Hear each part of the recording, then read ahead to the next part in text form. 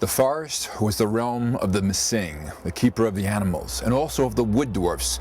They were sort of mischievous little guys, about 3 foot tall, that would hop around. But it was also a place that you could have visions. This was the place that the hunters spent most of their time. And a vision of a spirit animal was the most important thing that could actually happen to you. Now, some children prepared themselves for this special thing that was going to happen. Usually when you were about 12, 13 years old, you started to go out hunting, but without your father. You had no one to watch over you or to warn you of the dangerous animals. So what you needed was a guardian spirit. And the way you would get that is actually you would go out to the woods, to a secluded place, and wait for the Great Spirit to send you a vision. Now, for the Great Spirit to take pity on you and send you a vision, that was a big deal. And you had to actually earn that in a sense. So many times they would fast for several days and sit there and deserve that the Spirit themselves would come and make themselves known to you. And it was especially good for boys. You see, boys had to do the dangerous work. They were the ones out there doing a lot of the hunting.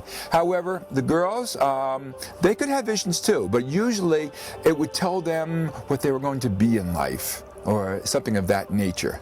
But boys, you've watched other people during your life go and have visions. They would blacken their face, they would go out to the woods, and they would sit there quietly waiting. And so some boys wanted to have this vision in the worst way. They wanted their guardian spirit.